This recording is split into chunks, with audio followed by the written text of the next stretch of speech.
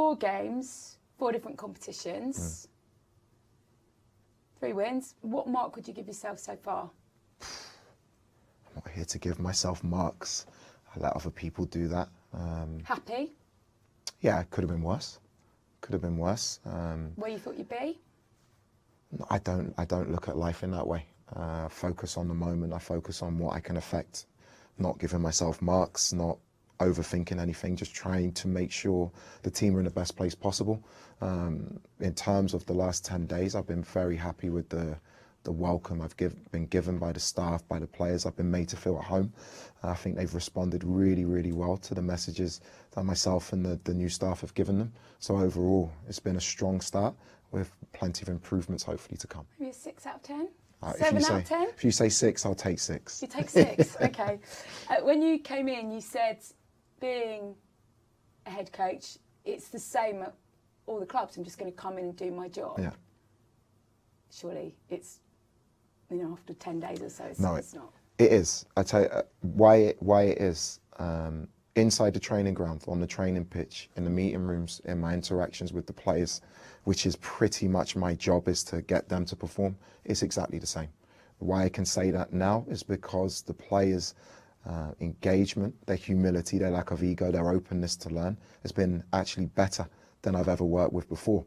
So the outside stuff, this stuff, the media, the scrutiny, the pressure, that comes with it. But actually the job that I'm focusing on, the most important thing, which is the pitch and the training, it is the same job. I think the lack of ego in the group, the fact that we've been so well received, that they are so open to learning, they want to improve so much. And for a coach, that is gold, for me to come in. Because you are, I remember managers coming in when I was a player, and you're judging straight away. The first meeting. On? What they say, their mannerisms. Is he nervous? Who's he talking to? Am I going to be in a team? Did he work with this player before? Is he a favourite? All of these things happen in the first week. You're being judged by your players all the time. I think the players have got to know me quite well in 10 days. My demands, my personality. And I think so far I've been very, very happy with the outcome. I remember at Reading, Brendan Rodgers' first meeting, and he had a list of things that he wanted to work to and where he wanted to get to, and that really impressed me in terms of how he delivered that. You are judged in every moment, and people may say I'm overconfident or underconfident, or am I authentic, am I not? The biggest judges of you are your players. You're a shouter? At times, yeah. People who know me well, people who've worked with me, they see one side, and the media will see one side, but you can't win games of football if you're not tough, if you're not demanding in terms of your values. It's impossible. So it's being authentic, it's being honest, it's being true to yourself in the moment. And I'm not afraid if the moment comes to be demanding and raise my voice. I've lost my voice a few times already in the last few days.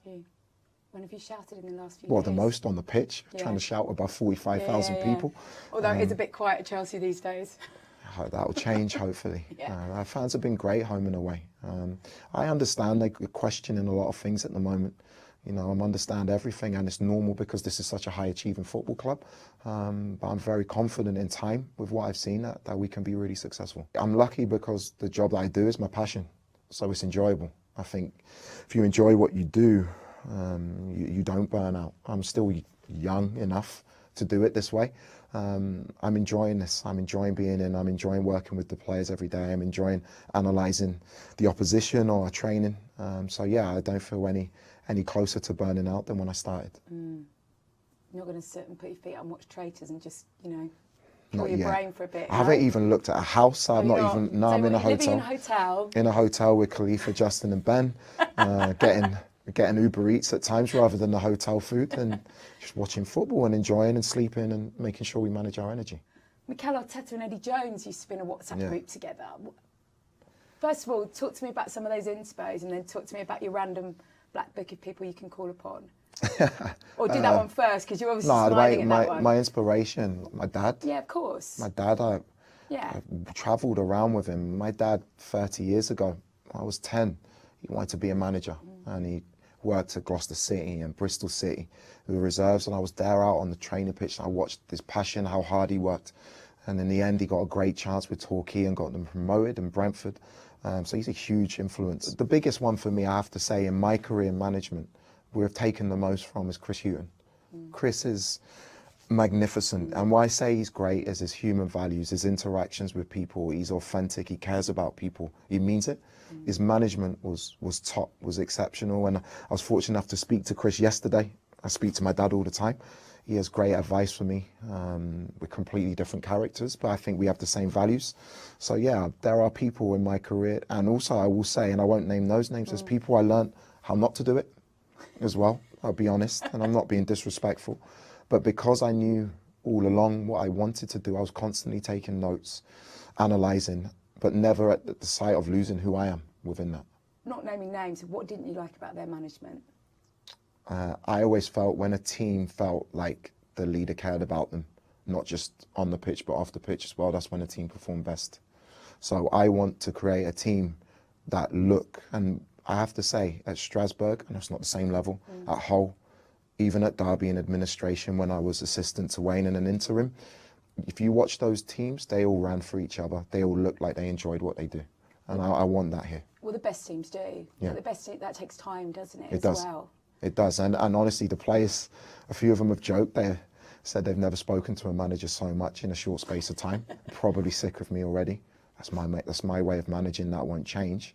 But it doesn't mean that I'm their best friend. It means I want them to be the best they can be. I was never a top player. I had a decent career. I was very happy. I was lucky enough to play in the Premier League.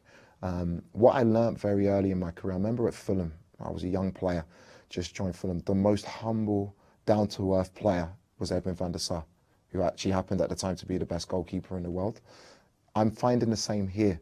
The better the players, the more they want to learn, the more down-to-earth they are. Their image is different to who they are. And I want to get to not know their image, I want to get to know who they are, to bring the best out of them. Say this group is a fantastic group to work with. They want to do so well for each other. And my job is to just try to enhance that. He is clearly a Manchester boy. It's sort of in your hands now, this incredible talent, to get the best out of him, to make him happy, to make him feel that he's part of something really special here. And how do you go about doing that with someone like him? Cole's a great lad. So down to earth, has really good family around him, great set of values, loves to work and loves to play football.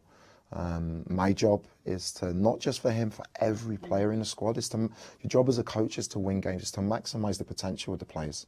If they maximise their potential, you end up winning games. So not just Cole, but every member of the squad will understand very quickly that they're important to me. Not just how they perform on the pitch, not just how they've trained or how they've played, that they're happy in their lives. It's the best job in the world. I'm too old to play football. I didn't enjoy it enough. And I actually found when I enjoyed playing football was when I was at my best. So it's not about being their best friend or arm around the shoulder. Is it not? No, it's about being able to get to know someone to a point where you can push them further than what they are probably used to. There's such a huge amount of potential, but the body language and the confidence just doesn't seem there. Well, this team's done not bad so far. Before I came, they won the Club World Cup, they won the Conference League. They were still in a very good position in the league. They're not far away, and I've reminded them of that. There are small things, of course, that I would love us to improve in the short term, that are short-term fixes that I think I can help with, but I also want to help them grow in the long term and build something really, really important and special moving forward. Just finding end success this season? Winning the next game. Yeah? Simple. And winning the one after? And then we'll see where we end up. Europe? If we win the games that we're capable of winning, and if we perform in the way that I think we're capable of, I don't limit the ambitions of my group. I don't limit the ambitions of what we can achieve, but that's not possible unless you focus on the next game. Okay, thank you. Thank you.